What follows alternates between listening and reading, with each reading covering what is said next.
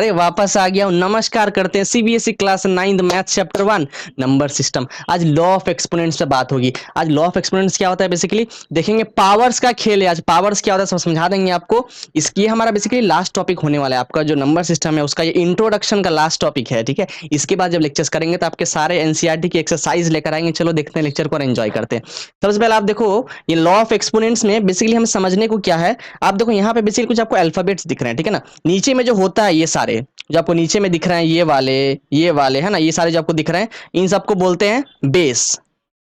इन सबको बेस बोलते हैं। और इसके ऊपर जो नंबर होता है, इसके ऊपर, साथ में बगल में नहीं, ऊपर इसके ऊपर जो नंबर होता है उसको पावर बोलते हैं। तो क्या बोलते हैं?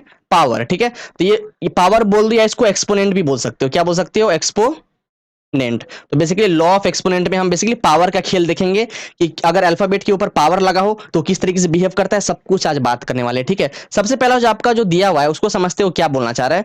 A to the power m और a to the power n is equals to a to the power m plus n. क्या मतलब हुआ इसका? देखो समझते हैं। अगर मैं ए को मान लो 2 पकड़ लूं, अगर मैं यहां पे लिख दूं आपको लेट, अगर मैं ए को 2 पकड़ लूं, एम को 3 पकड़ लूं और एन को 4 पकड़ लूं, देखो जैसा दिखेगा आपको। ए टू द पावर एम मतलब 2 का पावर एम कितना है? 3। 2 का पावर 3, बीच में कुछ नहीं है मतलब मल्टीप्लाई पकड़ लो, ठीक है। इन टू ये तो आपकी 2 ही रहेगी। 2 की पावर एन, एन कितना हमने पकड़ा है? 4 इक्वल्स टू ये किसके बराबर होगा? ए टू द पावर ए कितना है? 2 है आपका, बेस तो 2 ही है ना। A to the power m plus n, ये आपकी एम है, ये आपकी एन है, तो एम प्लस एन मतलब 3 प्लस 4।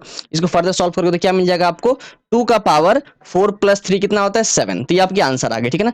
तो इस तरीके से बेसिकली इसको सॉल्व करना होता है। इसके बेसिस पे क्वेश्चन गिवन है, चलो उसको सॉल्व करते हैं। सबसे पहला आप देखो यहाँ पर आपको सिंप्लीफाई करना है। सिंप्लीफाई मतलब सॉल्व करना है, सिंपल करना है उसको। तो आप देखो यहाँ पर 2 की पावर 2/3 आपका बेस है, ठीक है ना। ये वाली और ये वाली आपकी बेस हो गई, और उस तरीके से ये वाली और ये वाली आपकी जो पावर्स हो गई है, ठीक है ना। इसको हमें सॉल्व करके दिखाने हैं। तो 2 का पावर 2/3 अपॉन, इसके बाद फिर आपका मल्टीप्लाई में 2 का पावर 1/3। कैसे सॉल्व करना है? देखो पहले ये दोनों केस में सेम है। ये देखो ये ए है, ये है, ये आपका हो गया एम, ये हो गया एन। तो फॉर्मूला क्या है? अगर a to the power m हो into a to the power n हो, इसे क्या लिख सकते हैं? A to the power m plus n लिख सकते हैं। इसका मतलब मैं बोल सकता हूं 2 का power m plus n, m को पकड़ ले 2/3, एन को पकड़ ले 1/3, और इसको सॉल्व करेंगे तो आंसर आ जाएगा ना। चलो सॉल्व करते हैं। तो 2 का पावर यहाँ पे लेना पड़ेगा एलसीएम, एलसीएम लेना आता है ना आपको। तो यहाँ पे ये तो दोनों 3 है, 3 का एलसीएम लोगे तो 3 ही आएगी आपकी। तो 3 अपॉन यहाँ पे हो जाएगा 2 + 1, इस तरीके से, ठीक है ना। इसको फर्दर सॉल्व करो यहाँ पे जरा। तो 2 की पावर 2 + 1 तो 3 होती है, तो 3/3 कैंसिल हो जाएगा, अल्टीमेटली आएगा 1। तो ये दिखेगा 2 का पावर 1 और 2 की पावर 1 तो 2 ही होती है ना। तो आपको आंसर कितना मिल गया? 2। तो ये तरीका है सॉल्व करने का, बहुत आसान है, ठीक है ना। आगे देखते हैं। इसमें दूसरा फॉर्मूला पे क्या था देखो। अगर a का पावर m ब्रैकेट में n हो तो ये आपको देगा a to the power m n। कहने का मतलब मान लो a को अगर मैं 2 पकड़ लूं, अगर मेरी a 2 हो और m मान लो 3 हो और n अगर लेट से 4 हो, तो इसको मैं ऐसा भी लिख सकता हूं 2 की पावर 3 × 4, मतलब ये हो जाएगा 2 की पावर 4 3 = 12, 4 3 = 12। देखो ब्रैकेट मतलब होता ही है मल्टीप्लाई। देखो अगर दो नंबर्स के बीच में ब्रैकेट लगा हो मतलब वो दो नंबर्स एक साथ मल्टीप्लाई में है, तो आपके दोनों पावर्स जो है 3 और 4 उनके बीच में ब्रैकेट मतलब उन दोनों के बीच में मल्टीप्लीकेशन करना है, ठीक है। ये तो देखो आपका आंसर कितना है? 2 का पावर 12 आया ना। इसी के बेसिस पे क्वेश्चन करते हैं। यहाँ पर देख लो आप, तो आपको क्या दिख रहा होगा? ये एग्जांपल 21 आपके एनसीईआरटी से लिए गए, आप चेक करके आ जाना। आपके एनसीईआरटी में क्वेश्चन दे रखा है आपको। यहाँ पर देखो ए कितना दिख रहा है? 3। यहाँ पर ये आपकी A3 है, इसका पावर 1/5 है जो कि आपका M है, और ये N जो कि आपको होल का पावर बाहर में दिख रहा है, ये आपकी N हो गई। तो क्या दिख रहा है आपको? A का पावर M होल ब्रैकेट अगर पावर n हो, इसे क्या लिख सकते हैं? आपको पता है a का पावर m × n। चलो लिखते हैं। तो a कितना है? यहाँ पे 3 है, 3 की पावर m × n, m कितना है? 1/5, तो 1/5 × n कितनी है? 4। ये लो 4, इसको सॉल्व करो जरा।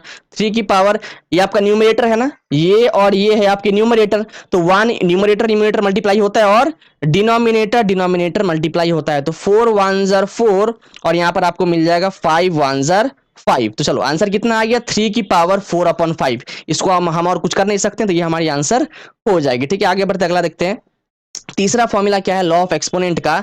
a to the power m upon a to the power n is equals to a to the power m minus n। यहाँ पर हमारी पावर माइनस हो जाती है। देखो a को मान लो 2 पकड़ लो, तो 2 अगर m को a को पकड़ लो 2, m को पकड़ लो मान लो 3 और n को पकड़ लो 4, तो देखो आपको ऐसा देखने को मिलेगा ना, a to the power m minus n, यहाँ पर m क्या है 3, तो m माइनस n कितना है 4, तो 2 का पावर 3 माइनस 4 सॉल्व करो जरा, इसको कितना होता है 2 की पावर 3 माइनस 4 कितना होता है 1, और चूंकि 4 बड़ा है, जो बड़ा है उसका जो साइन है वही साइन आंसर में लगती है, तो 4 माइनस 3 करने पे 1 तो आ गया, लेकिन चूंकि 4 बड़ी है उसका साइन नेगेटिव है, आपको मैंने बता रखा है ना कि नंबर के पहले वाला उसका साइन होता है, ये माइनस साइन 3 का नहीं है, ये माइनस साइन प्लस ये 4 का है, तो फिर 3 की साइन क्या है, 3 की साइन आगे वाली है, बोलोगे सर आगे तो कुछ दिख नहीं रहा है, एकदम आंख पे पट्टी बंधा रखा है, तो कुछ नहीं है, तो मतलब आगे में प्लस होता है, ठीक है, तो 3 का साइन जो है प्लस है, 4 की साइन माइनस है, 4 बड़ा था तो आंसर आ गया 2 का पावर -1, ठीक है ना, ऐसे करना पड़ता है, इसको सॉल्व करके दिखाते हैं, इसी के बेसिस पे क्वेश्चन लेकर आए, ये आपका एग्जांपल 21 है,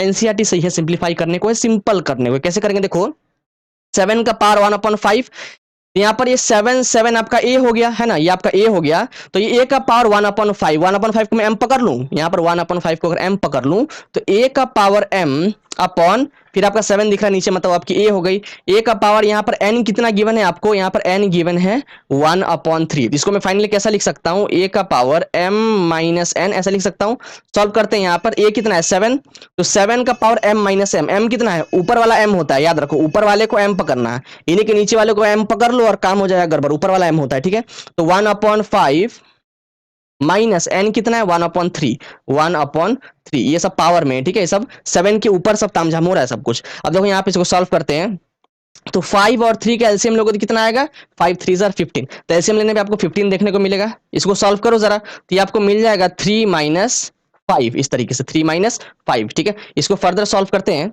ये देखो आपको यहाँ पे क्या देखने को मिलेगा, ये आपका हो जाएगा, ये देखो ये आपको यहाँ पे हो जाएगा 7, और यहाँ पे 5 माइनस 3 कितना होता है 2, लेकिन चूंकि 5 बड़ा है उसकी साइन नेगेटिव है, तो आंसर आएगा -2, -2/15, ये तो ऐसे ही रहेगा ना, ये 15, ठीक है, लो आंसर आ गया, तो 7 का पावर -2/15 ये होगी हमारी आंसर, बहुत सिंपल थी ना, बिल्कुल बहुत आसान था, चलो आगे बढ़ते अगला देखते हैं, इसके बाद हमारा एक और फोर्थ वाला हमारा जो फॉर्मूला है, क्या बोलता है, ए का पावर m मल्टीप्लाई बी का पावर m हो, इसको क्या लिख सकते हैं, ए बी का पावर m, कहने का मतलब ए को अगर 2 पकड़ लूं और m को पकड़ लूं 3, तो 2 का पावर 3 मल्टीप्लाई, अगर मैं b को मान लो 4 पकड़ लूं और m तो हमारा 3 ही रहेगा, ये दोनों m है ना, ये और ये हमारी m है, और ये हमारी जो 2 है वो a हो गई, और जो 4 है वो b हो गई, तो 2 का पावर 3 इंटू 4 का पावर 3, इसको मैं ऐसा भी लिख सकता हूँ 2 इंटू 4 का पावर होल ब्रैकेट में 3, सॉल्व करो इसको जरा, कितना हो जाएगा 4 2 जार 8, और 8 का पावर हो जाएगा 3,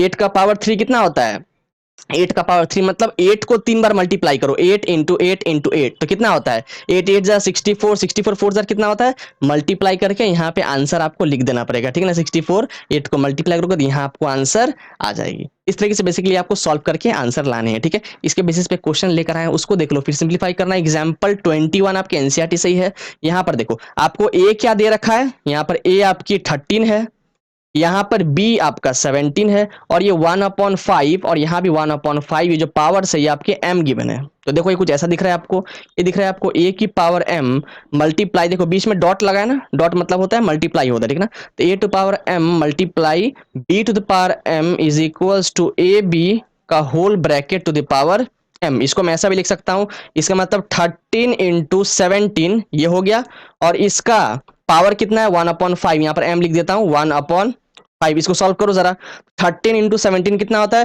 13 इंटू 17 हो गया, ये आपका 7 3 20 हो गया 221, ये हो गया आपका 221 का पावर 1/5, लो सॉल्व हो गया, बिल्कुल ये हमारी आंसर आ गई, तो आपने क्या देखा, जो जो आपके लॉ ऑफ एक्सपोनेंट्स के फॉर्मूला थे उसके बेसिस पे हमने सारे क्वेश्चंस कवर कर लिए, कुछ और देखने को है, आप देखो यहाँ पर कुछ और भी कर लेते हैं, ये वाले सबको भी कर लेते हैं, देखो अगर आपका ऐसा लिखा हो ए टू द पावर -m, ये बराबर होगा 1/8 टू द पावर m को, इसको हम लोग इनवर्स भी बोलते हैं, बेसिकली आपको कुछ ऐसा दिख रहा होगा, ये कुछ ऐसा दिखा हुआ है आपका a to the power -m is equals to 1/8 to the power m, अगर आपकी पावर नेगेटिव में हो उसको बोलते हैं कि वो इनवर्स है, इसको क्या बोलेंगे a to the power -m, ठीक है, ये आपकी इनवर्स वाली केस है, और जब भी आपकी पावर माइनस में हो तो वो आ जाता है नीचे, देखो पावर आपकी चेंज जब किए, पावर आपका नीचे आएगा डिनोमिनेटर में और वो पॉजिटिव बन गया, देख रहे हो, ये eight the power minus m क्या बन गया, 1/8 देखो ये सेम चीज जो है, यही चीज आपकी 1 के नीचे आ गई और पावर जो आपका माइनस में था वो प्लस में बन चुका है, ठीक है ना। इसको हम बोलते हैं इनवर्स। बेसिकली आपका यहाँ पर क्या हो गया, eight the power minus m जो है उसका इनवर्स मैंने कर दिया, ठीक है। तो ऐसे करना पड़ता है इसका। एक मान लो अगर क्वेश्चन इस तरीके से आपको दिया हो, मान लो अगर ए को 2 पकड़ लूं और एम को पकड़ लूं मान लो 3, तो अगर ऐसा लिखा हो 2 का पावर -3, इसको मैं क्या लिख सकता हूं, इसको I can also write it as 1/2 का पावर 3, ऐसा भी लिख सकता हूं। इसको सॉल्व करो जरा, तो 1/2 का पावर 3 कितना होता है, 2 का पावर 3 मतलब 2 को 3 बार मल्टीप्लाई करो, 2 इंटू 2 इंटू 2, तो आपको कितना देगा, 2 2 जार 4, 4 2 जार 8, तो ये आपकी आंसर आ जाएगी, ठीक है ना। इसके बाद आप देखो क्या है, दूसरा क्या दे रखा है यहाँ पे, अगर 8 टू द पावर 1/n हो, ये बराबर होता है n√a के। क्या मतलब हुआ इसका, यहाँ पे समझ लो, यहाँ पे देख लो आप, मैं कलर चेंज करके बता दूं आपको, ये देख लो इधर, अगर आपकी 8 टू द पावर 1/n हो, इसको मैं ऐसा भी लिख सकता हूं, दैट इज n√a, ऐसा भी लिख सकते हैं, बिल्कुल लिख सकते हैं, ठीक है ना। तो बात यहाँ पे एक ही पड़ता है। अगर मान लो अगर आपको क्वेश्चन ऐसा दिया रखा हो, अगर आपकी क्वेश्चन लेट से ऐसी हो कि 2√4, मतलब मान लो आपकी 2 जो है वो n है और ये आपका a जो है 4 है, तो 2√4, इसको मैं ऐसा भी लिख सकता हूं, एक मिनट तो मैं रब कर दूं, हाँ। अब इसको जो है, इस चीज को मैं ऐसा, अगर आपकी 2√4 है, इसको मैं ऐसा भी लिख सकता हूं, क्या लिख सकता हूं, a का पावर 1/n, यहाँ पर a कितना है 4, तो ये हो जाएगा 4 का पावर 1/n, कितनी है आपकी 2, तो 4 का पावर 1/2, देख रहे हो। इस तरीके से भी आप लिख सकते हो, आपके पास ये भी जो है तरीका है। तो बेसिकली जो जो फॉर्मुलेस आपको बता रहे हैं इन सब को हम यूज करेंगे, अभी तो एग्जांपल्स वगैरह सॉल्व करते आ रहे हैं एनसीईआरटी का। जब एक्सरसाइज पे जाएंगे ना, तो एक्सरसाइज में सारे फॉर्मुलेस हमारे काम आने वाले हैं, तो मेक श्योर आप इन सबको अच्छे से प्रिपरेशन कर लो, ठीक है ना। इसके बाद देखो आप यहाँ पर क्या दे रखा है आपका, एक और क्या है, अगर a का पावर m/n हो, वो बराबर होता है n√a के पावर m का। क्या मतलब हुआ इसका, यहाँ पर देखो, अगर मैं यहाँ पे लिख के दिखा दूं, इसको मैं ऐसे कवर, इसको अच्छा मैं इसको रब ही कर देता हूँ, जस्ट अ सेकंड, इस वाले पार्ट को मैं रब कर दे रहा हूँ, ठीक है ना। आप देख लेना इसको, ताकि हमको स्पेस मिल जाए। हाँ, अगर मान लो ऐसी लिखी हो, ये देखो, अगर a का पावर m/n हो, इसको मैं ऐसा भी लिख सकता हूं, n√a का पावर m। देखो बात तो वही पड़ जाएगी ना। देखो आप इस चीज को देखो अच्छे से, इस चीज को देखो, आपको पता है कि जो वैल्यू आपके रूट के बाहर होती है, जो वैल्यू आपके रूट के बाहर है, वो ऊपर जाके 1 के नीचे आ जाता है। कहने का मतलब यहाँ पे देखो, यहाँ पर क्या था, a का पावर 1/n, यहाँ पर क्या था, बेसिकली n आपका रूट के बाहर था, तो वो जब इसका पावर बना, जब a के ऊपर गया तो 1 के नीचे आ गया। यहाँ पे भी सेम चीज होगा, आपका a का पावर m देखो ऐसा ही है, देखो a का पावर m, यहाँ पे देखो a का पावर m ऐसा ही था, लेकिन ये n क्या है, 1/n बन गई। देखो यहाँ पे तो ही हुआ था ना, यहाँ पे देखो आपकी जो n है 1/n बन गई थी, यहाँ पर भी आपकी जो ये n है वो 1/n बन गई है, और रूट के अंदर जो वैल्यू था वो तो वैसा ही है। देखो रूट के अंदर की वैल्यू तो हमको कुछ छेड़खानी करी नहीं है। इसको फर्दर सॉल्व करो तो आपको पता है a का पावर m और ये दोनों क्या है, बेसिकली मल्टीप्लाई में है ना। हाँ देखो, ये जो दोनों पावर्स है उनके बीच में कोई साइन नहीं है, ब्रैकेट है। अब ब्रैकेट मतलब क्या होता है, मल्टीप्लाई होता है। तो a का power m into 1/n, solve करो जरा, तो a का पावर m 1 जार m होता है, तो m/n, तो देखो a का पावर m/n जो कि आपको देखने को मिल गया। यही चीज देखो, आपको ये चीज मिल गई ना बेसिकली। ये हमारा दिया था, इसको हम ऐसा भी लिख सकते हैं, ये भी हमारे पास तरीका है। यहाँ से क्वेश्चन कर लेते हैं। अगर मान लो आपको क्वेश्चन ऐसा दिया रहता, एक क्वेश्चन देख लो आप, यहाँ देख लो, तो मैं ऐसे कर दूं, इधर देख लो, अगर ऐसे होता आपके पास 2√3 का पावर 4, यहाँ पे 2 क्या है आपकी n, a क्या है आपका 3 और m क्या है 4, इसको मैं क्या लिख सकता हूं, इसको I can also write it as 3 का पावर 4 और यहाँ पे 2 को क्या लिख दे 1/2। देखो बात तो वही पड़ गई ना, देखो ऐसे हमने कर दिया, तो अल्टीमेटली क्या दिखेगा, 3 का पावर, इसको इससे मल्टीप्लाई करो दोनों पावर्स को, तो 4 1 जार 4, ये हो जाएगा 4/2, इसको कैंसिल करो, 2 2 जार 4, अब क्या मिलेगा 3 की पावर 2। 3 की पावर 2 क्या होती है, मतलब 3 को 2 बार मल्टीप्लाई करना है ना, तो 3 इंटू 3 डेट इज 3 3 जार 9, तो आंसर आ गया। तो कितना सिंपल है, देखो आंसर आ गया, ठीक ना। इसी तरीके से हमें सारे सॉल्व करने पड़ते हैं। और देख लो एक और लास्ट है।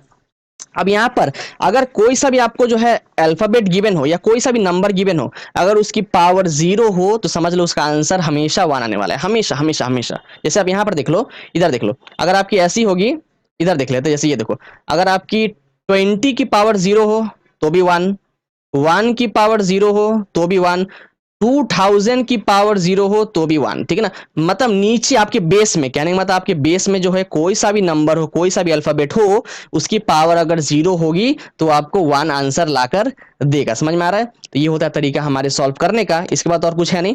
तो लॉ ऑफ एक्सपोनेंट से जितने फॉर्मूलाज बन सकते थे सारे को हमने देखा, और उसके बेसिस पे हमने सारे क्वेश्चंस को सॉल्व भी कर दिया, ठीक है ना। तो हमारा लेक्चर यहीं पे एंड होता है। हमारे एनसीईआरटी के चैप्टर 1 का जो आपका नंबर सिस्टम है, जितने भी आपके टॉपिक्स गिवन थे सबको कवर कर लिया विस्तार से। आप सारे लेक्चर्स देखकर आ जाना। अब इसके बाद जो लेक्चर्स लेकर आएंगे वो हमारे होने वाले आपके एनसीईआरटी के एक्सरसाइजेस। हमारे साथ बने रहने के लिए, अपना कीमती समय हमें देने के लिए आप सभी का हृदय की गहराइयों से प्रेम पूर्वक बहुत बहुत धन्यवाद।